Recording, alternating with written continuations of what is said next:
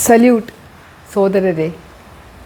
2015 അവസാനം, അതായത് ഡിസംബർ തീരാറാവുന്ന സമയം മുതൽ 2016 കുറേ കാലത്തേക്ക് എനിക്ക് ഭയങ്കര കഷ്ടകാലമായിരുന്നു.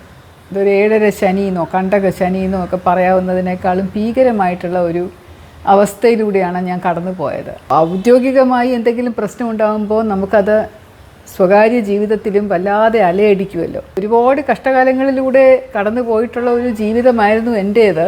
IPS കിട്ടിയപ്പോൾ മുതൽ, അതിന് മുമ്പുമൊക്കെ ആയിരുന്നു. പക്ഷേ പല ഘട്ടത്തിലും ഞാൻ അങ്ങനെ പിടിച്ച് നിന്ന് ഒന്നിനും വീഴാതെ വളരെ ധൈര്യത്തോടു കൂടി എനിക്കിത് നേരിടാൻ പറ്റുമെന്നുള്ള ഓരോന്നും ഓരോരോ പാഠങ്ങളായിട്ട് വിചാരിച്ചുകൊണ്ട് എല്ലാത്തിൽ നിന്നും ഞാൻ കരകയറി വിജയം കൈവരിച്ചിട്ടുണ്ട് എന്ന് വിശ്വസിച്ചിരുന്ന ആളായിരുന്നു. ഇനിയിപ്പോൾ ഒരു 4 വർഷവും കൂടെ അവശേഷിക്കുന്നുള്ളൂ എൻ്റെ IPS പദവിയിൽ നിന്ന് വിരമിക്കാൻ എന്നിരിക്കുന്ന ഒരു സാഹചര്യത്തിൽ വളരെയധികം കഷ്ടപ്പാട് എനിക്ക് പെട്ടെന്ന് അനുഭവിക്കേണ്ടി വന്നു. എന്താണ്, എല്ലാവരും കൂടെ ചേർന്ന്, സാഹചര്യങ്ങളും എല്ലാം കൂടെ ചേർന്ന് ഒരു ചക്രവ്യൂഹത്തിനകത്ത് പെടുത്തി ഇങ്ങനെ പൊരിച്ചെടുക്കുന്ന പോലെയുള്ള ഒരു ഇങ്ങനെ വേവുന്ന ഒരു ഫീലിംഗ് ആയിരുന്നു ഫുൾ ടൈം എനിക്ക് ആ സമയം. കഷ്ടപ്പെട്ടിട്ടാണ് അതിൽ നിന്നൊക്കെ കയറിയത്. നമ്മൾ പോലീസ് ഡിപ്പാർട്ട്മെൻറ്റിൽ ജോലി ചെയ്യുമ്പോൾ ആത്മാർത്ഥതയുള്ള ഒരുപാട് സുഹൃത്തുക്കളെ ഉണ്ടാക്കാൻ സാധിക്കുക സ്വാഭാവികമാണ്. എന്തുകൊണ്ടോ എൻ്റെ സ്വഭാവം അനുസരിച്ച് എൻ്റെ PR വളരെ മോശമാണ്. അതായത് എനിക്ക് ആളുകളുമായിട്ടുള്ള നിരന്തര സമ്പർക്കം എന്തുകൊണ്ടോ പറ്റില്ല. കാണുമ്പോഴൊക്കെ സന്തോഷമാണ്, ചിരിക്കുകയൊക്കെ ചെയ്യുമെങ്കിൽ ഇടയ്ക്കിടയ്ക്ക് ഫോൺ വിളിച്ച് ഹലോ ഹൗ ആർ യു, എങ്ങനെയുണ്ട്, സുഖമാണോ, പിന്നെ ഇടയ്ക്കിടയ്ക്ക് പോയി കാണുക, അങ്ങനെയൊന്നും എനിക്ക് ചെയ്യാൻ അറിയില്ല. കുട്ടിക്കാലം മുതൽ ശീലമില്ല.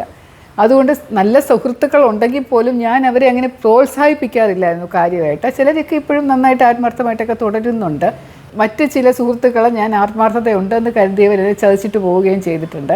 അങ്ങനെയൊക്കെയുള്ള ഒരുപാട് പ്രശ്നങ്ങൾ ആ സമയത്തായിരുന്നു ഉണ്ടായി വന്നത്. അതുപോലെ തന്നെ എല്ലാ പോലീസ് ഉദ്യോഗസ്ഥർക്കും വളരെ കടുത്ത ശത്രുക്കളും ഉണ്ടാവും. അത് സ്വാഭാവികമാണ്, കാരണം നമ്മുടെ ജോലി അതായിപ്പോയി. ഏതെങ്കിലും ഒരു പ്രശ്നത്തിൽ നമ്മളെല്ലാവരെയും പ്രീതിപ്പെടുത്താൻ പറ്റില്ലല്ലോ. ഒരു പ്രതി ഉണ്ടാവും, ഒരു വാദി ഉണ്ടെങ്കിൽ ഒരു എതിർകക്ഷി ഉണ്ടാവും. വാദിക്ക് വേണ്ടിയിട്ടോ അല്ലെങ്കിൽ ഒരു പരാതിക്കാരന് വേണ്ടിയിട്ടോ നടപടി എടുക്കുമ്പോൾ എതിർകക്ഷികൾ നമ്മുടെ എതിരെ തിരിയാറുണ്ട്. അങ്ങനെ ഒരുപാട് ആൾക്കാർ തിരിഞ്ഞിട്ടുമുണ്ട് എനിക്കെതിരെ. അതിനെക്കുറിച്ചൊക്കെ ഞാൻ എൻ്റെ എപ്പിസോഡുകളിൽ മുമ്പ് പറഞ്ഞിട്ടുണ്ട്. അതൊന്നും കൂടാതെ എനിക്ക് വളരെ കടുത്ത വിരോധികളായിട്ടുള്ള കുറേ പത്രമാധ്യമ പ്രവർത്തകരുണ്ടായിരുന്നു. എന്തുകൊണ്ടാണ് അവരെന്നോടിങ്ങനെ പെരുമാറിയത് എന്നെനിക്കിപ്പോഴും അറിയില്ല, വ്യക്തമല്ല. കാരണം ആരെയും ഞാൻ ദ്രോഹിച്ചതായിട്ടോ ഉപദ്രവിച്ചതായിട്ടോ ആരോട് മോശമായിട്ട് സംസാരിച്ചതായിട്ടോ ഒന്നും എനിക്ക് ഓർമ്മയില്ല. പക്ഷേ എന്നാലും അവർക്ക് കിട്ടുന്ന ഒരു ചാൻസിൽ അവരെന്നെ എടുത്തിട്ട് അടിച്ചിട്ടും കുടഞ്ഞിട്ടും ഒക്കെ ഉണ്ട്.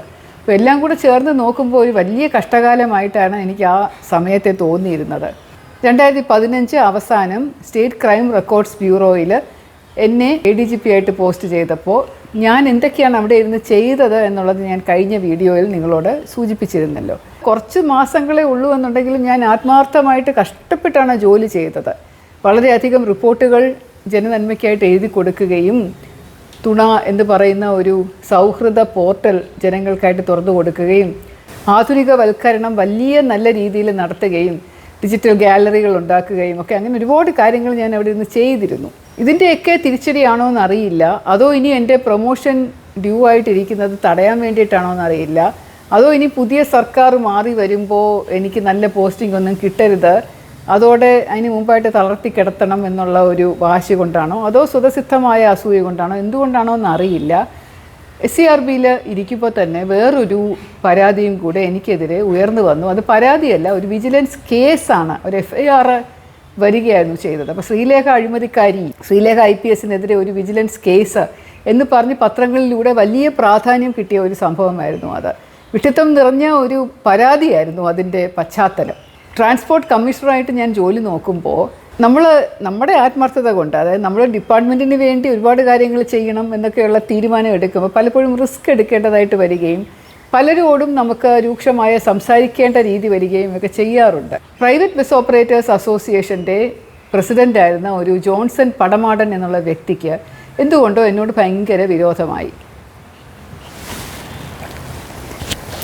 ഇവളെൻ്റെ ഏറ്റവും വലിയ സ്ട്രെസ് ബസ്റ്റർ എന്ന് വേണമെങ്കിൽ പറയാം. എനിക്ക് ഏറ്റവും വലിയ സപ്പോർട്ടായിട്ട് എൻ്റെ കൂടെ നിൽക്കുന്ന ഒരു നായ്ക്കുട്ടിയാണ് ഇപ്പോഴുള്ള റോക്സി. റോക്സി ഒരു മിനിയേച്ചർ പോമറേനിയൻ വിഭാഗത്തിൽപ്പെട്ടതാണ്. എൻ്റെ ടോഫി എന്ന് പറയുന്ന നേരത്തെ ഉണ്ടായിരുന്ന പട്ടി മരിച്ചു പോയപ്പോൾ അതിൻ്റെ ഒരു ആഘാതത്തിൽ നിന്ന് ഡിപ്രഷനിൽ നിന്ന് കരകയറാനായിട്ട് എൻ്റെ ഒരു കസിൻ ചെന്നൈയിൽ നിന്ന് എനിക്ക് ഒപ്പിച്ചു തന്നാണ് ഇവളെ. എൻ്റെ മോളെ പോലെയാണ് എനിക്ക് ഇവൾ. അതുകൊണ്ട് ഇവൾ എൻ്റെ മടിയിൽ തൽക്കാലം ഇരിക്കട്ടെ, നിങ്ങളെ ബുദ്ധിമുട്ടിക്കുന്നില്ല എന്ന് ഞാൻ കരുതുന്നു. വളരെ വിഷമമുള്ള ഒരു സംഗതിയാണ് പറയുന്നത്. അപ്പോൾ അവൾ സമാധാനം തരാൻ വേണ്ടി എൻ്റെ മടി കയറിയിരിക്കുകയാണ്. ഈ ജോൺസൺ പടമാടൻ എന്ന് പറയുന്ന വ്യക്തിക്ക് എന്തുകൊണ്ടാണ് എന്നോട് ഇത്രയധികം വിരോധം എന്ന് എനിക്കറിയില്ല, പക്ഷേ ഉണ്ടായിരുന്നു. അദ്ദേഹം കൊണ്ടുതരുന്ന പല പല പരാതികളിലും സത്യസന്ധമായിട്ടുള്ള ഒന്നുമില്ല, വെറുതെ ആളുകളെ ഉപദ്രവിക്കാൻ വേണ്ടി എഴുതി തരുന്നതാണ്. അദ്ദേഹത്തിന് എല്ലാ ആർടിഒമാരെയും ദേഷ്യമാണ്, മോട്ടോർ വെഹിക്കിൾ ഡിപ്പാർട്ട്മെൻറ്റിലുള്ള എല്ലാ ഉദ്യോഗസ്ഥരും കറപ്റ്റാണ്, ഞാനും കറപ്റ്റാണ് എന്നുള്ള മട്ടിലാണ് അദ്ദേഹത്തിൻ്റെ ആറ്റിറ്റ്യൂഡും പെരുമാറ്റമൊക്കെ. വലിയ പണക്കാരനാണ്, ഒരുപാട് ബസ്സുകളുടെയൊക്കെ ഉടമസ്ഥനാണ്, തൃശ്ശൂരാണ് സ്വദേശം. എനിക്ക് അദ്ദേഹം വരുമ്പോൾ നല്ല രീതിയിൽ പെരുമാറി ചായ കൊടുത്ത് കുറേ നേരം അദ്ദേഹത്തിനൂടെ സ്പെൻഡ് ചെയ്ത് അദ്ദേഹത്തിന് പറയാനുള്ള ഗോസിപ്പുകളൊക്കെ കേട്ടിരിക്കാൻ സമയമില്ലാത്തത് കൊണ്ടാണ് ഞാൻ വലുതായിട്ട് എൻ്റർടൈൻ ചെയ്തിട്ടില്ല. ഒരുപാട് പരാതി എനിക്കെതിരെയും കൊടുത്തിട്ടുണ്ട്, ഞാൻ അതിനകത്ത് ഇൻവോൾവ് ആണ്, മറ്റേ കാര്യം ചെയ്തു ഈ കാര്യം ചെയ്തു എന്നൊക്കെ പറഞ്ഞ് സർക്കാരിനും ഒക്കെ ഒരുപാട് പരാതി കൊടുത്തിട്ടുള്ള ഒരു വ്യക്തിയും കൂടെ ആയതുകൊണ്ട് എനിക്ക് വലിയ താല്പര്യമില്ല എന്നും ആളോട് അധികം സംസാരിക്കാൻ. ഞാൻ ഓരോ പ്രാവശ്യം കോൺഫറൻസ് നടത്തുമ്പോഴും അഡ്മിനിസ്ട്രേഷൻ വിഭാഗത്തിലുള്ള എനിക്കെതിരെ പ്രവർത്തിച്ചിരുന്ന കുറച്ച് ആൾക്കാരുണ്ട്. ഫയലുകളിലൊന്നും തിരിമറി കാണിക്കാൻ ഞാൻ സമ്മതിക്കാതിരുന്നത് കൊണ്ടും എല്ലാ ഫയലും കർശനമായിട്ട് ഞാൻ തന്നെ ഉത്തരവിട്ട് ഇറക്കിയത് കൊണ്ടുമൊക്കെ അവിടെയുള്ള ചില ആൾക്കാർക്ക് എൻ്റെ അടുത്ത ഡെപ്യൂട്ടേഷനിലൊക്കെ വന്നിരിക്കുന്നവർക്കൊക്കെ എന്നോട് വിരോധം ഉണ്ടായിരുന്നു. അപ്പോൾ അവരെ സ്വാധീനിച്ചുകൊണ്ട് ഞാൻ ട്രാൻസ്പോർട്ട് കമ്മീഷണറേറ്റിൽ മീറ്റിങ്ങുകൾ നടത്തുമ്പോൾ ഫോണിലൂടെ എൻ്റെ സംഭാഷണം മുഴുവൻ കേൾക്കും. ചില ഓഫീസേഴ്സിനെ കൊണ്ട് ചോദ്യങ്ങൾ ചോദിപ്പിക്കും എന്നോട്. മാഡം ഇങ്ങനെ പ്രൈവറ്റ് ബസ് ഓപ്പറേറ്റേഴ്സ് അസോസിയേഷൻ്റെ പടമാടൻ അങ്ങനെ ചെയ്തല്ലോ, എന്ത് ചെയ്യണം ഞങ്ങളാന്ന് ചോദിക്കുമ്പോൾ ഞാൻ മറുപടി പറയുമല്ലോ. ഇതെല്ലാം അയാളുടെ ഫോണിനകത്ത് റെക്കോർഡ് ചെയ്യും. മറ്റേ എൻ്റെ ഓഫീസിൽ തന്നെയുള്ള ഒരു അഡ്മിനിസ്ട്രേറ്റീവ് ഓഫീസറുടെ ഫോണിൽ കൂടെ അയാളെ കേൾപ്പിച്ച് കൊടുക്കുകയും ലൈവായിട്ട് അയാളത് റെക്കോർഡ് ചെയ്ത് വെക്കുകയും ചെയ്യും. അത് അയാൾ പല ആൾക്കാരോടും കേൾപ്പിച്ചിട്ട്, കണ്ടോ മാഡം എന്നോട് ഇങ്ങനെ പറഞ്ഞു, എന്നെക്കുറിച്ച് ഇങ്ങനെ പറഞ്ഞു, നിങ്ങളെക്കുറിച്ച് ഇങ്ങനെ പറഞ്ഞു എന്ന് പ്രൈവറ്റ് ബസ് ഓപ്പറേറ്റേഴ്സിൻ്റെ ആൾക്കാരുടെ ഇടയിലൊക്കെ എത്തിച്ചു കൊടുക്കുകയും ചെയ്യും. പൊതുവേ പ്രൈവറ്റ് ബസ് ഓപ്പറേറ്റേഴ്സ് അസോസിയേഷൻ ആൾക്കാർക്ക് KSRTCയോട് ഭയങ്കര വിരോധമായിരുന്നു, എന്നോട് ഭയങ്കര വിരോധമായിരുന്നു. കാരണം ഞാൻ സ്റ്റേറ്റ് ട്രാൻസ്പോർട്ട് അതോറിറ്റി മീറ്റിങ്ങിലൊക്കെ അവർക്ക് ഫേവറബിളായിട്ട് വല്ലപ്പോഴും ഒക്കെ ഡിസിഷൻ എടുക്കാറുള്ളൂ. ട്രാൻസ്പോർട്ട് കമ്മീഷണർ ആയിരുന്നുകൊണ്ട് ഞാൻ അവരുടെ പരാതി ഒന്നും ശരിക്കും കേൾക്കുന്നില്ല, എന്തൊക്കെയുള്ള വിരോധമൊക്കെ ഉണ്ടായിരുന്നിരിക്കണം. പെട്ടെന്നൊരു ദിവസം ഒരു ജോൺസൺ എന്ന് പറയുന്ന ആൾ എനിക്കെതിരെ തൃശ്ശൂർ വിജിലൻസ് കോടതിയിൽ ഒരു കേസ് ഫയൽ ചെയ്തു. ഞാനപ്പം SCRBയുടെ ADGP ആണ്. ഞാനും ചാലക്കുടി ജോയിൻ്റ് RTOയും കൂടെ ചേർന്ന് ചാലക്കുടിയിലുള്ള ഒരു പ്രൈവറ്റ് എഞ്ചിനീയറിംഗ് കോളേജിൽ വളരെ മോശമായിട്ടുള്ള കുറേ ബസ്സുകൾ എഡ്യൂക്കേഷണൽ ബസ്സുകളായിട്ട് വാങ്ങാനായിട്ട് അനുവാദം കൊടുക്കുകയും അത് അഴിമതിയിലൂടെ ചെയ്തതാണ്. അതിനുവേണ്ടി ഞാൻ മാനേജ്മെൻറ്റിൻ്റെ കയ്യിൽ നിന്ന് കോടിക്കണക്കിന് രൂപ കൈക്കൂലിയായിട്ട് വാങ്ങിയെന്നും ഇതിനെതിരെ എനിക്കൊരു പരാതി കൊണ്ടുവന്ന് തന്നപ്പോൾ ഞാനിത് മുക്കിയെന്നൊക്കെയുള്ള ഒരു പരാതിയാണ് അയാൾ തൃശ്ശൂർ വിജിലൻസ് കോടതി കൊടുത്തിരിക്കുന്നത്. ഇതിൻ്റെ പുറത്ത് ഞാൻ പറയുന്നത് കേൾക്കാതെ, ഫയൽ നോക്കാതെ, സർക്കാരിൻ്റെ അഭിപ്രായം അറിയാതെ തൃശ്ശൂർ വിജിലൻസ് കോടതിയുടെ ജഡ്ജി 156(3) അനുസരിച്ച് കേസ് എടുത്ത് അന്വേഷിക്കൂ എന്ന് പറഞ്ഞൊരു ഓർഡർ ഇഷ്യൂ ചെയ്തു. സാധാരണ മജിസ്ട്രേറ്റ് കോടതികളിൽ ഒരു പരാതി കിട്ടുമ്പോൾ കോഗ്നിസബിൾ ഒഫൻസ് റിവീൽ ചെയ്ത് കഴിഞ്ഞാൽ 156(3) അനുസരിച്ച് കേസ് എടുക്കൂ എന്ന് പറഞ്ഞു കഴിഞ്ഞാൽ കേസ് എടുത്തേ പറ്റുള്ളൂ പോലീസ് സ്റ്റേഷനുകളിൽ. എന്നാൽ വിജിലൻസ് കേസുകളിൽ, വിജിലൻസിൻ്റെ പരാതികളിൽ, വിജിലൻസ് കോർട്ടുകളിൽ ഇത് ചെയ്യുന്ന പരിപാടിയില്ല. CBI കോടതിയിലും അത് ചെയ്യില്ല. ആരെങ്കിലും പോയി ഒരു പരാതി കൊടുത്തു കഴിഞ്ഞാൽ അന്വേഷിക്കൂ എന്ന് പറഞ്ഞാണ് കൊടുക്കുന്നത്. അപ്പോൾ അന്വേഷണം എന്ന് പറഞ്ഞാൽ ഒന്നുകിൽ ക്വിക്ക് വെരിഫിക്കേഷൻ, പ്രിലിമിനറി എൻക്വയറി അല്ലെങ്കിൽ വിജിലൻസ് എൻക്വയറി, അങ്ങനെ എന്തെങ്കിലും നടത്തിയിട്ടേ കേസ് എടുക്കാറുള്ളൂ. കാരണം കേസ് എന്ന് പറയുന്ന ഒരു പടി മുകളിലാണല്ലോ. അപ്പോൾ നേരിട്ട് കേസ് എടുക്കാൻ പാടില്ല. വിജിലൻസ് കോടതികളോ വിജിലൻസ് ഉദ്യോഗസ്ഥരോ അഴിമതി ആരോപണം വന്നു കഴിഞ്ഞാൽ അന്വേഷിക്കാതെ FIR ഇടരുത് എന്ന ഒരു സുപ്രീം കോടതി ജഡ്ജ്മെൻ്റ് ഉണ്ട്, നിരവധി ഹൈക്കോടതി ജഡ്ജ്മെൻറ്റുകളുണ്ട്. അപ്പോൾ ഇതെല്ലാം മറികടന്നുകൊണ്ട് PP ജോൺസൺ എന്ന് പറയുന്ന ഒരു വ്യക്തി പോയി തൃശ്ശൂർ വിജിലൻസ് കോടതിയിൽ ഒരു കേസ് കൊടുക്കുന്നു. അതിൻ്റെ ബേസിസിൽ തൃശ്ശൂർ വിജിലൻസ് കോടതിയുടെ മജിസ്ട്രേറ്റ് 156(3) അനുസരിച്ച് കേസ് രജിസ്റ്റർ ചെയ്യുമെന്ന് പറഞ്ഞ് ഡയറക്ടർ വിജിലൻസിന് ഒരു ഓർഡർ കൊടുക്കുന്നു. പോരെ പൂരം പത്രങ്ങളെല്ലാം കൂടെ അതെടുത്ത് വെച്ച് ആഘോഷിച്ച് ശ്രീലേഖെതിരെ വിജിലൻസ് കേസ്, എൻ്റെ പടമൊക്കെ ഫ്രണ്ട് പേജിൽ വന്ന് പത്രത്തിൽ വാർത്ത വന്നപ്പോഴാണ് ഞാൻ ഈ സംഭവം തന്നെ അറിയുന്നത്. ഞാനത് വായിച്ച് നോക്കിയിട്ട് എനിക്ക് ഒന്നുമേ മനസ്സിലായില്ല. ആരാണ് ഈ PP ജോൺസൺ? ഞാൻ അയാളെ കണ്ടിട്ടില്ല. ജോൺസൺ പടമാടനാണോ, അയാളുടെ ഇനീഷ്യലാണോ PP ജോൺസൺ എന്നുള്ളത് എനിക്കറിയില്ല. കൂടാതെ എന്താണ് എഞ്ചിനീയറിംഗ് കോളേജ്? എഞ്ചിനീയറിംഗ് കോളേജിനെ പറ്റി ഞാൻ കേട്ടിട്ടില്ല. ചാലക്കുടിയിലുള്ള പ്രൈവറ്റ് എഞ്ചിനീയറിംഗ് കോളേജ് എന്താണ്? ഞാൻ എങ്ങനെയാണ് ബസ്സിന് സാക്ഷ്യം കൊടുത്തത്? ഈ PP ജോൺസൺ വന്ന് എനിക്ക് പരാതി വല്ലതും തന്നിട്ടുണ്ടോ? എനിക്കതിനെപ്പറ്റി ഒരു ഓർമ്മയുമില്ല, ഒന്നും ഓർമ്മയില്ല. അയാൾ കൊടുത്ത പരാതിയുടെ കോപ്പി എടുത്ത് വെച്ച് വായിച്ച് നോക്കിയപ്പോൾ ഇതൊക്കെയാണ് പറഞ്ഞിരിക്കുന്നത്, ഇങ്ങനെയൊക്കെ ചെയ്തു എന്നാണ് പറഞ്ഞിരിക്കുന്നത്. പക്ഷേ എനിക്ക് എത്ര ആലോചിച്ചിട്ടും എന്താണെന്ന് ഓർമ്മ വരുന്നില്ല. ഞാൻ എൻ്റെ പഴയ ട്രാൻസ്പോർട്ട് കമ്മീഷണറേറ്റിൽ വിളിച്ചിട്ട് അവരോടൊക്കെ ചോദിച്ചു, എന്ത് കാര്യമാണ് ഇത്, എന്തോ സംഗതി, എനിക്കൊന്ന് ഫയലൊന്ന് നോക്കാൻ പറ്റുമോ എന്ന് ചോദിച്ചപ്പോൾ, അയ്യോ മാഡം ആ ഫയൽ തരാൻ പറ്റൂല, ഞങ്ങൾക്ക് കർശന നിർദ്ദേശമുണ്ട്, മാഡത്തിന് എന്തെങ്കിലും ചോദിച്ചു കഴിഞ്ഞാൽ ഇവിടുന്ന് ഒരു ഫയലും കൊടുക്കരുത്, ഒരു ഇൻഫർമേഷനും കൊടുക്കരുത്, ഒരു ഡോക്യുമെൻറ്റും കൊടുക്കരുതെന്ന്. ഞാൻ പറഞ്ഞു ആര് പറഞ്ഞു എന്നപ്പോൾ അത് പറ്റത്തില്ല മാഡം, സോറി എന്ന് പറഞ്ഞാൽ എല്ലാവരും അങ്ങ് ഫോൺ വെക്കുകയാണ്. അപ്പോൾ എനിക്കത് കുറച്ച് ബുദ്ധിമുട്ടുണ്ടാക്കി. പൊതുവേ അങ്ങനെ അത്ര മറവിയുള്ള ആളല്ല ഞാൻ, കുറച്ചെങ്കിലും ഒന്ന് ഓർക്കണ്ടേ ഇതിനെപ്പറ്റി. എനിക്ക് ഇതിനെപ്പറ്റി ഒരു ഓർമ്മയുമില്ല. RT ആക്ട് പ്രകാരവും മറ്റും അപ്ലൈ ചെയ്തിട്ട് ഞാൻ ഫയലിൻ്റെ കോപ്പി എടുപ്പിച്ചു. അപ്പോൾ എടുത്ത് നോക്കിയപ്പോഴാണ് മനസ്സിലാകുന്നത് അത് എൻ്റെ സമയത്തെ കാര്യമേ അല്ല. എൻ്റെ മുൻഗാമിയായിരുന്ന Shri Rishiraj Singh IPS transport commissioner ആയിരുന്നപ്പോൾ PP ജോൺസൺ എന്ന് പറയുന്ന വ്യക്തി ഒരു പരാതി കൊണ്ട് ഋഷിരാജ് സിംഗിനെ കൊടുക്കുകയും അദ്ദേഹം അത് അന്വേഷിക്കാനായിട്ട് ഒരു ഓഫീസറെ ഏൽപ്പിച്ച ശേഷം ആ ഓഫീസർ അന്വേഷിച്ചിട്ട് ഇതിനകത്ത് യാതൊരു സത്യസന്ധതയും ഇല്ല, തെറ്റാണ് എന്ന് എഴുതി പറഞ്ഞ് സർക്കാരിനും കൊടുത്തിരുന്ന പരാതിയുടെ കോപ്പിയാണ് ഋഷിരാജ് സിംഗിന് കൊടുത്തത്. അങ്ങനെയുള്ള ഇതിൻ്റെ അടിസ്ഥാനത്തിൽ ഒരു എൻക്വയറി റിപ്പോർട്ടിൻ്റെ ബേസിസിൽ ഈ പരാതി എഴുതി തള്ളി ക്ലോസ് ചെയ്ത ഫയലാണ്. ഈ സംഭവത്തിന് ശേഷം ഒരു 7-8 മാസത്തിന് ശേഷമാണ് ഞാൻ അവിടെ ട്രാൻസ്പോർട്ട് കമ്മീഷണറായിട്ട് ചാർജ് എടുക്കുന്നത്. ഈ ഫയൽ ഞാൻ കണ്ടിട്ടുമില്ല, തൊട്ടിട്ടുമില്ല, അതിനെപ്പറ്റി അറിയുകയില്ലായിരുന്നു. ജോൺസൺ കൊടുത്ത ബസ്സുകൾ വാങ്ങാതെ, അദ്ദേഹത്തിൻ്റെ പഴയ ബസ്സുകൾ കുറേ ഉണ്ടല്ലോ, അയാളത് വിൽക്കാനിട്ടിരിക്കുകയായിരുന്നു. അപ്പോൾ അത് വാങ്ങാതെ വേറെ ഏതോ ഒരു വ്യക്തിയുടെ കയ്യിൽ നിന്ന് കുറച്ചുകൂടി ലാഭത്തിന് വാങ്ങിയ വിരോധം കാരണമാണ് എന്ന് പറയപ്പെടുന്നു ഇങ്ങനെ ഒരു പരാതി എഴുതി കൊടുത്തത്. അപ്പോൾ അത് എഞ്ചിനീയറിംഗ് കോളേജുമായിട്ട് കുറേ നാളായിട്ടും അയാൾക്ക് ബുദ്ധിമുട്ടുണ്ടായതുകൊണ്ട് ചാലക്കുടി RTOയും ട്രാൻസ്പോർട്ട് കമ്മീഷണറും കൂടെ ചേർന്ന് ചെയ്തതാണ്. എൻ്റെ പേരാണ് പക്ഷേ വെച്ചിരിക്കുന്നത്. അപ്പോൾ ഞാൻ ഇതിനകത്ത് നിരപരാധിയാണ്. ഞാൻ കണ്ടു പറഞ്ഞ കാര്യമല്ല, ഞാൻ കണ്ടിട്ടില്ല, അറിഞ്ഞിട്ടില്ല. അതുകൊണ്ടാണ് എനിക്ക് ഓർക്കാൻ പറ്റാത്തത് പോലും. അപ്പോൾ ഞാൻ ഇത് വെച്ചുകൊണ്ട് വിജിലൻസ് ഡയറക്ടറുടെ അടുത്ത് ചെന്നു, അദ്ദേഹത്തെ കണ്ടു. അദ്ദേഹം ശ്രീ ശങ്കർ റെഡ്ഡി IPS ആയിരുന്നു. വളരെ നല്ല പേര് കേട്ട മിടുക്കനായിട്ടുള്ള ഓഫീസറാണ്. എന്നെക്കാളും 1 വർഷം സീനിയറേ ഉള്ളൂ. ഞങ്ങൾ നല്ല സുഹൃത്തുക്കളുമാണ്. ഞാൻ അദ്ദേഹത്തെ പോയി കണ്ട് എനിക്ക് പറയാനുള്ള സ്വാതന്ത്ര്യമുണ്ട്, അത്രയ്ക്ക് അടുപ്പമാണ് ഞങ്ങളുടെ. അപ്പം ഞാൻ പോയി അദ്ദേഹത്തോട് പറഞ്ഞു, സാർ ഇതാണ് ഈ വിജിലൻസ് കോടതിയിൽ കൊടുത്തിരിക്കുന്ന പെറ്റിഷൻ്റെ അവസ്ഥ, എൻ്റെ മുൻഗാമി ഇരുന്നപ്പോൾ ചെയ്ത കാര്യമാണ്, ഇതിനകത്ത് എനിക്ക് യാതൊരു പങ്കുമില്ല എന്ന് ഫയൽ നോക്കിയാൽ മനസ്സിലാവും. അപ്പം വിജിലൻസിൻ്റെ അടുത്ത് ഈ 156(3) അനുസരിച്ച് കേസെടുക്കാൻ പറഞ്ഞ സ്ഥിതിക്ക് ഒരു റിപ്പോർട്ട് തിരിച്ചു കൊടുത്താൽ മതി, ഈ പരാതി തെറ്റാണ്, ഇങ്ങനെ ചെയ്തിരിക്കുന്നത് ശ്രീലേഖ അല്ല, ശ്രീലേഖയുടെ മുന്നിലിരുന്ന ഓഫീസറാണ്, അദ്ദേഹം അത് സത്യമായിട്ടാണ് ചെയ്തത്, ഇതിനകത്ത് നിൽക്കുന്നതല്ല, അതുകൊണ്ട് ഇത് റീകൺസിഡർ ചെയ്യണം എന്ന് പറഞ്ഞൊരു റിപ്പോർട്ട് ലീഗൽ ഓഫീസർ വഴി സമർപ്പിച്ചു കഴിഞ്ഞാൽ എനിക്ക് ഇതിനകത്തൊരു സമാധാനമായിരുന്നേനെ എന്ന് പറഞ്ഞു. അപ്പോൾ അദ്ദേഹം എടുത്തടിച്ച് എൻ്റെ അടുത്ത് പറഞ്ഞു അത് പറ്റില്ല, കോടതി 156(3) അനുസരിച്ച് കേസെടുക്കാൻ പറഞ്ഞാൽ കേസെടുത്തേ പറ്റുള്ളൂ വിജിലൻസിന്, ഞങ്ങൾ കേസെടുക്കാം. ഞാൻ പറഞ്ഞു അയ്യോ അതെങ്ങനെ പറ്റും, ഹൈക്കോടതി സുപ്രീം കോടതി ജഡ്ജ്മെൻ്റ് ഇല്ലേ, കേസെടുക്കാൻ പാടില്ല, പ്രിലിമിനറി വെരിഫിക്കേഷനും QP വെരിഫിക്കേഷനും ഇല്ലാതെ ചെയ്യാൻ പറ്റില്ല, അപ്പോൾ QV നടത്തിയിട്ട് ഇങ്ങനെ ഒരു റിപ്പോർട്ട് എഴുതി കൊടുത്താൽ പോരെ സാറെന്ന് ചോദിച്ചു. അല്ല അത് പറ്റില്ല, 156(3) അനുസരിച്ച് FIR തന്നെ ഇടാൻ പോവുകയാണ്, അങ്ങനെയാണ് ഓർഡർ, എനിക്ക് കിട്ടിയ നിർദ്ദേശം അനുസരിച്ച് ഞാൻ FIR തന്നെ ഇടാൻ പോവുകയാണെന്ന് അദ്ദേഹവും പറഞ്ഞു. അപ്പോൾ ഞാൻ സാറിന് മനസ്സിലായോ ഞാൻ ഇതിനകത്ത് നിരപരാധിയാണ്, ഞാൻ ഇന്നസെൻ്റ് ആണെന്നുള്ളത് മനസ്സിലായോ എന്ന് ചോദിച്ചപ്പോൾ അതെനിക്കെങ്ങനെ അറിയാൻ പറ്റും, you are just showing me A document, അത് ശരിയാണോ അല്ലയോ എന്നുള്ളത് അന്വേഷിക്കുന്ന ആൾക്കാർക്കല്ലേ അറിയാൻ പറ്റുള്ളൂ, അവരന്വേഷിക്കട്ടെ, ഞാൻ അതിന് ഓർഡർ കൊടുക്കാൻ പോവാണെന്ന് പറഞ്ഞു. അപ്പോൾ ഇത് കേട്ടപ്പോൾ എനിക്ക് ഭയങ്കരമായിട്ട് വിഷമമായി. അതായത് എല്ലാവരും കൂടെ ചേർന്ന് ഇങ്ങനെ കൊടുക്കുന്ന ഒരു രീതി വരുന്ന പോലെയാണ് തോന്നിയത്.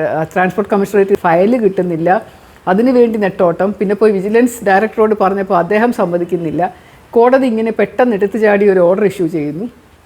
അപ്പോൾ ഞാൻ വിചാരിച്ചു എന്താ പോം വഴി എന്ന് വെച്ചാൽ ആലോചിച്ചത്, കോടതി FIR ഇടുന്നതിന് മുമ്പ് എനിക്കത് ഹൈക്കോടതിയിൽ നിന്ന് ക്വാഷ് ചെയ്ത് വാങ്ങിപ്പിക്കണം, ഒരു കേസ് ഫയൽ ചെയ്തിട്ടേ മതിയാവുള്ളൂ. കാരണം എന്ത് പറഞ്ഞാലും എത്ര സത്യസന്ധനായിട്ടുള്ള അല്ലെങ്കിൽ സത്യസന്ധയായിട്ടുള്ള ഉദ്യോഗസ്ഥയാണെങ്കിലും എന്തെങ്കിലും കാരണം കൊണ്ട് ഒരു FIR വിജിലൻസ് കോടതിയിൽ ഉണ്ടെന്നുണ്ടെങ്കിൽ അത് വലിയൊരു ബ്ലാക്ക് മാർക്കാണ്.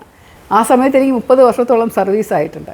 അപ്പോൾ 30 വർഷവും നമ്മൾ വളരെ ആത്മാർത്ഥമായിട്ട് വളരെ സത്യസന്ധമായിട്ട് ഒറ്റ പൈസ പോലും ആരുടെ നിന്ന് വാങ്ങിക്കാതെ വകുപ്പിനും സർക്കാരിനും ജനങ്ങൾക്കും വേണ്ടി മാത്രം എല്ലാം മറന്നുകൊണ്ട് പ്രവർത്തിച്ചിട്ട് ഇങ്ങനെ ഒരു വിജിലൻസ് കേസ് അസത്യമായിട്ട് എനിക്കെതിരെ ഉണ്ടാക്കിയെടുക്കുകയും അതിലെന്നെ പ്രതിസ്ഥാനത്ത് ചേർക്കുകയും ചെയ്യുന്നത് വലിയ അന്യായമാണ്.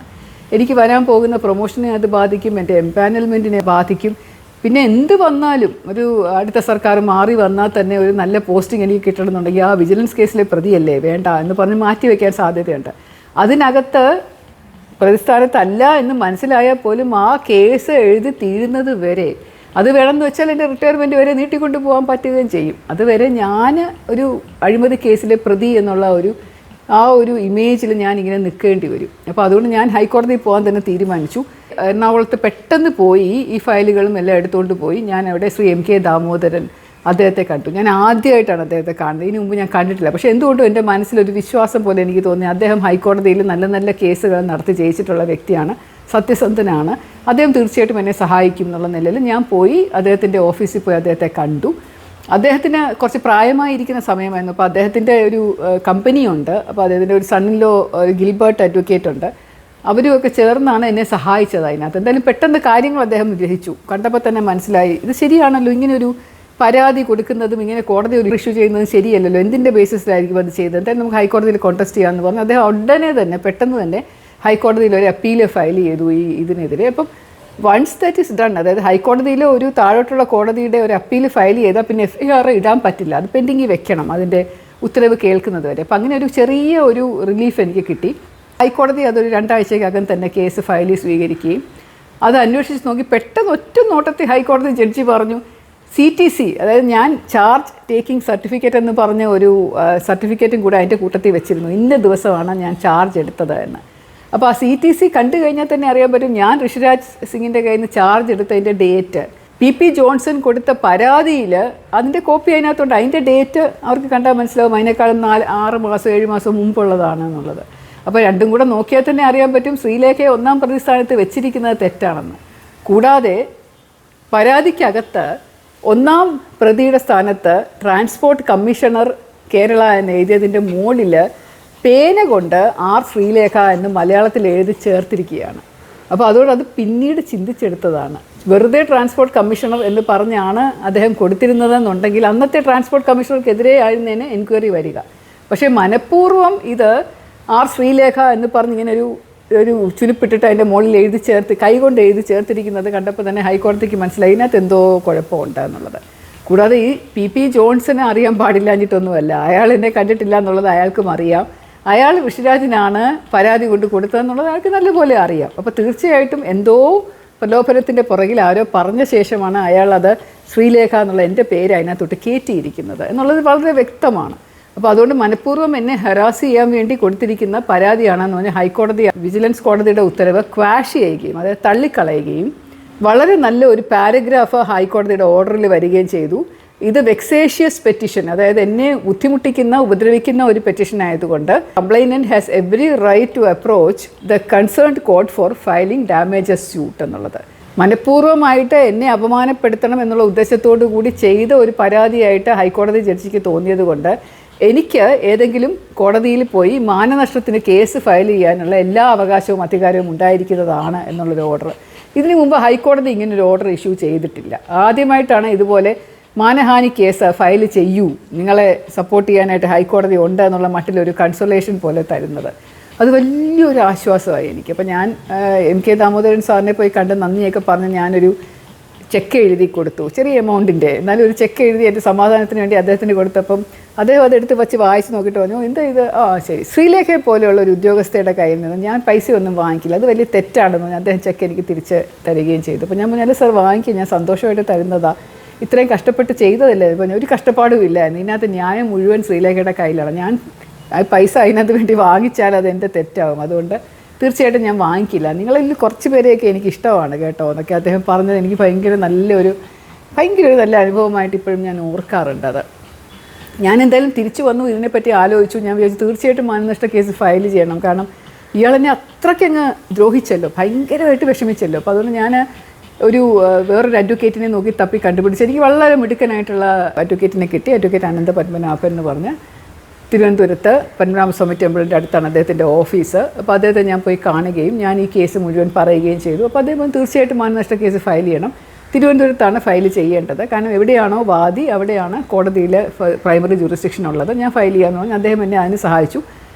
സത്യം പറഞ്ഞാൽ അദ്ദേഹവും എൻ്റെ കയ്യിൽ നിന്ന് ഇതുവരെ ഫീസൊന്നും ഇതിന് വേണ്ടി വാങ്ങിച്ചിട്ടേ ഇല്ല. പക്ഷേ എന്തായാലും മാനനഷ്ട കേസ് ഫയൽ ചെയ്യുമ്പോൾ ഞാൻ 50 ലക്ഷത്തിൻ്റെ മാനനഷ്ട കേസാണ് ഫയൽ ചെയ്തത്.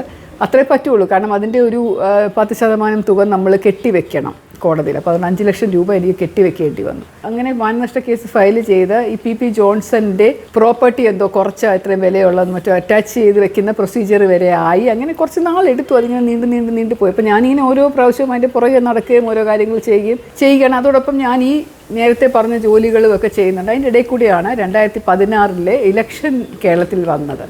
ഉമ്മൻചാണ്ടി സർക്കാർ മാറിയിട്ട് പിണറായി വിജയൻ സാറ് മുഖ്യമന്ത്രിയായി. അപ്പോൾ സാധാരണ ചെയ്യാറുള്ളത് പോലെ കഴിഞ്ഞ സർക്കാരിൻ്റെ സമയത്ത് ഇതുപോലെ അടിച്ചമർത്തി ചെറിയ പോസ്റ്റുകളിൽ ഇരുത്തിയിരിക്കുന്നവർക്ക് നല്ല പോസ്റ്റുകൾ കൊടുക്കാറുണ്ട്. എല്ലാവരെയും മാറ്റി. അപ്പോൾ മാറ്റിയ കൂട്ടത്തിൽ എന്നെയും എന്തോ മാറ്റി ഇൻ്റലിജൻസിലേക്ക് ADGP ആയിട്ട് പോസ്റ്റ് ചെയ്തു. SCRBയിൽ പകരം ആരെ പോസ്റ്റ് ചെയ്യാത്തതുകൊണ്ട് ഞാൻ രണ്ടിൻ്റെയും കൂടെ അഡീഷണൽ ചാർജ് വഹിച്ചുകൊണ്ട് ഇരിക്കുകയായിരുന്നു. പിന്നീട് കുറച്ച് കഴിഞ്ഞിട്ടാണ് ഇതിന് കോടതിയിൽ നിന്ന് എനിക്കൊരു സമൻസ് വന്നത്, എന്നെ വിസ്തരിക്കാനായിട്ട് വിളിക്കുന്നു എന്ന് പറയുന്നത്. കാരണം ഓരോ പ്രാവശ്യവും ഞാൻ കോടതിയിൽ പോയി നിൽക്കുമ്പോഴും ഈ നല്ല രീതിയിൽ പുരോഗമിച്ച് വരുന്നുണ്ട്, നമ്മൾ വേണ്ട ഡോക്യുമെൻറ്റ്സ് ഒക്കെ കൊടുക്കുന്നുണ്ട്, അവിടുത്തെ ജഡ്ജി നല്ലതാണ് പറയുന്നതൊക്കെ കേൾക്കുന്നുണ്ട് എന്ന് പറഞ്ഞു. അപ്പോൾ ആ കോടതിയിൽ വരുമ്പോഴാണ് ഞാൻ ഈ PP ജോൺസൺ എന്ന് പറയുന്ന വ്യക്തി ആദ്യമായിട്ട് കാണുന്നത്. ഇതാണ് PP ജോൺസൺ അല്ലേ, ഇയാൾക്ക് എന്താണാവോ എൻ്റെ അടുത്ത് ഇത്ര വിരോധം എന്നൊക്കെ എൻ്റെ മനസ്സിൽ കൂടെ പോയിട്ടുണ്ട്. അങ്ങനെ എന്നെ കോടതിയിൽ വിചാരണയ്ക്ക് വിളിക്കാനായിട്ട് ദിവസം ഞാൻ അനന്തപത്മനാഭൻ അഡ്വക്കേറ്റുമായിട്ട് പോയിരുന്നു. ഒരുപാട് ഡിസ്കഷനൊക്കെ നടത്തി, എങ്ങനെയാണ് പറയേണ്ടത്, എന്തൊക്കെ രീതിയിലാണ് ചോദ്യങ്ങൾ വരിക, കൗണ്ടർ എന്തൊക്കെ വരും, എല്ലാം പഠിച്ചെടുത്ത് മനസ്സിലാക്കി വെച്ച് ഞാൻ അവിടെ പോയി. രാവിലെ തന്നെ 10:30 ആയപ്പോഴേക്കും ഞാൻ നല്ല സാരിയൊക്കെ എടുത്ത് കോടതിയിലെത്തി.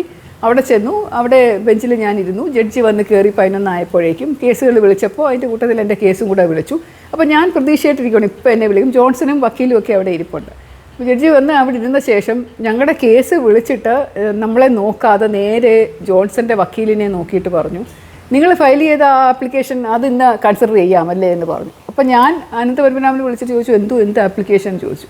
അയാൾ പറഞ്ഞു അറിയില്ല എന്ന് പറഞ്ഞു. വക്കീൽ ഒരു ആപ്ലിക്കേഷൻ കൊണ്ടുവന്ന് മജിസ്ട്രേറ്റിൻ്റെ മുമ്പിൽ കൊണ്ടുവച്ചു.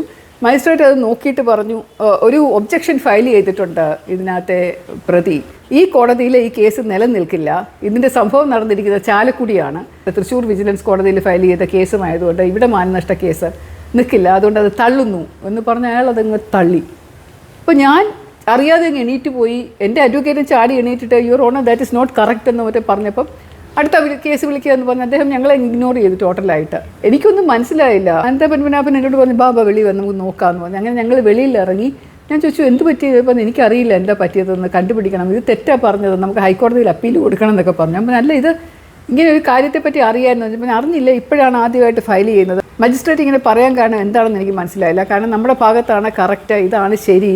ലോയ്ക്കകത്തും റൂളിനകത്തും ജഡ്ജ്മെൻറ്റിനകത്തും ഒക്കെ പറഞ്ഞിരിക്കുന്നത് വാദിയുടെ വീട് എവിടെയാണോ, ഈ കേസ് മാനനഷ്ട കേസിനകത്ത് ഞാനാണ് വാദി. കൂടാതെ ഇത് നടന്നത് മുഴുവൻ ട്രാൻസ്പോർട്ട് കമ്മീഷണറേറ്റ് വെച്ചാണെന്ന് പറയപ്പെടുന്നുണ്ട്. സാങ്ഷൻ കൊടുത്തതും ഒക്കെ ഫയലുള്ളത് ട്രാൻസ്പോർട്ട് കമ്മീഷണറേറ്റിലാണ്. അവിടെയുള്ള കോടതിയിലാണ് ഇതിൻ്റെ പ്രൈമറി ജൂറിസ്ഡിക്ഷൻ ഉള്ളത്. തൃശ്ശൂരുള്ള ഒരു മജിസ്ട്രേറ്റ് കോടതിയിൽ നമ്മൾ എങ്ങനെ കൊണ്ട് ഫയൽ ചെയ്യും?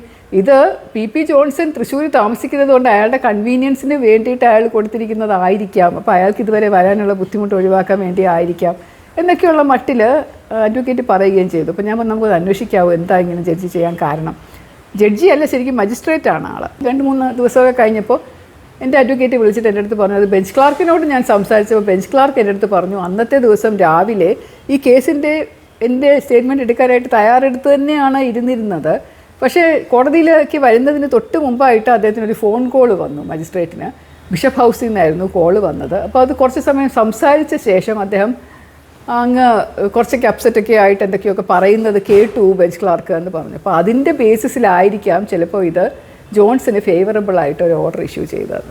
PP ജോൺസൺ എന്ന് പറയുന്ന വ്യക്തിക്ക് ബിഷപ്പ് ഹൗസിൽ നിന്ന് ഇൻഫ്ലുവൻസ് മജിസ്ട്രേറ്റിൻ്റെ മുകളിൽ ചെലുത്താൻ ഒരു കഴിവുണ്ടെന്നുള്ളത് എനിക്ക് വിശ്വാസമില്ല. അപ്പോൾ തീർച്ചയായിട്ടും PP ജോൺസൻ്റെ പുറകിൽ വേറെ ഏതോ ഒരു വ്യക്തി ഉണ്ടായിരുന്നിരിക്കണം എന്നുള്ളത് വളരെ വ്യക്തമായത് ആ സമയത്താണ്. ബിഷപ്പ് ഹൗസിൽ നിന്ന് ഒരു ക്രിസ്ത്യാനിയായിട്ടുള്ള ഒരു മജിസ്ട്രേറ്റിനെ വിളിച്ച് റെക്കമെൻഡ് ചെയ്ത് ഈ കേസ് തള്ളിക്കുക എന്ന് പറയുന്നത് വീണ്ടും ഒരു വലിയ ആഘാതമായിട്ട് എനിക്ക് തോന്നി.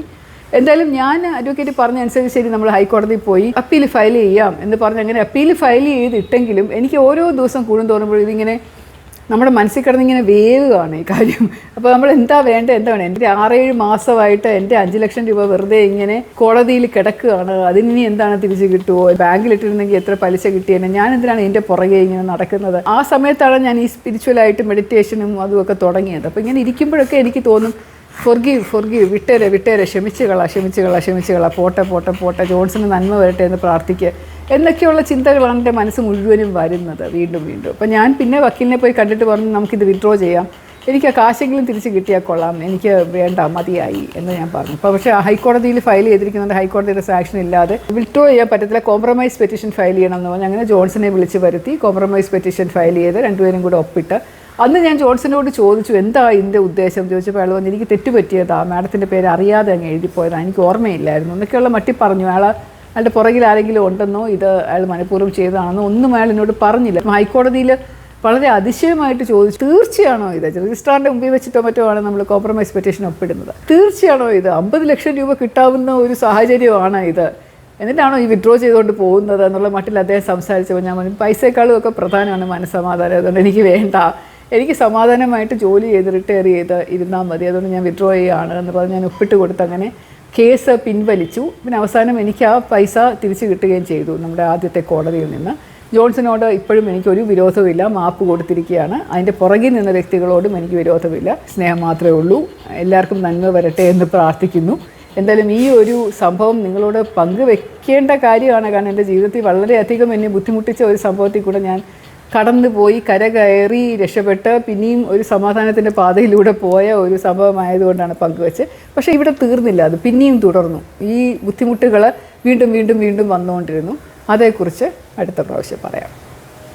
സസ്നേഹം, ശ്രീലേഖ.